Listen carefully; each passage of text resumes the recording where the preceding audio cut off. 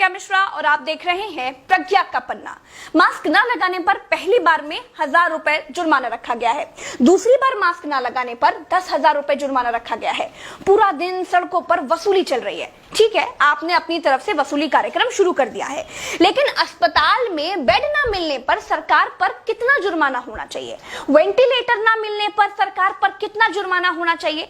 Corona test न होने पर सरकार पर कितना जुर्माना होना चाहिए? शमशान में मुर्दा जलाने के लिए लकड़ियां न होने पर सरकार पर कितना जुर्माना होना चाहिए? शमशानों में दिन दिन भर मुर्दा जलाने की वेटिंग के लिए सरकार पर कितना जुर्माना होना चाहिए? जितने मंत्री और ये मुख्यमंत्रियों ने बंगाल से कोरोना लाकर फैलाया है, उन पर कितना जुर्माना होना चाहिए? बंगाल में बिना मास्क महीने भर से घूम रहे नेताओं पर पर डे के हिसाब से कितना जुर्माना होना चाहिए? क्या सरकारों की कोई जवाबदेही बची है देश में?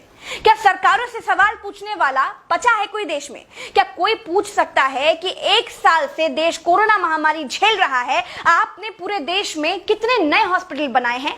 अगर नहीं बनाए तो क्यों नहीं बनाए हैं? क्या कोरोना आपदा में घिरे देश को 1000 करोड़ के नए संसद भवन की जरूरत थी? क्या देश को 300 करोड़ के नए बीजेपी दफ्तर की जरूरत थी?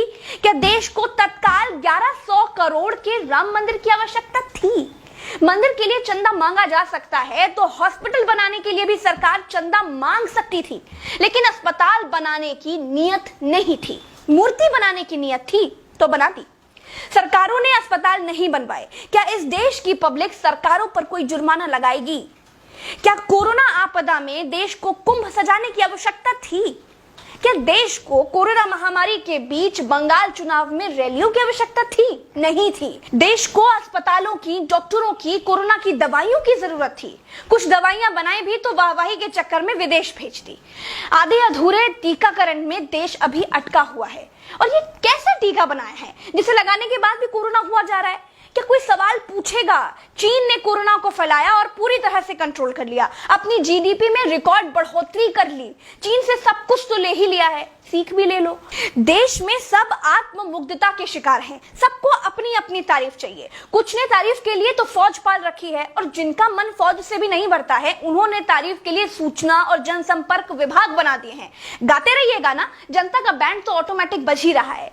जिनके अगल बगल से कोरोना से लाशें नहीं उठी है ना, वो मेरी बात को नहीं समझ पाएंगे। जो कोरोना की पीड़ा से गुजरे हैं, जिन्होंने कोरोना से मरे हुए लोगों को शमशान में जलते देखा है, जिन्होंने कतार में लंबी लाशें देखी हैं, वो जान जाएंगे कि मैं क्या कह रही हूं और क्यों कह रही हूं।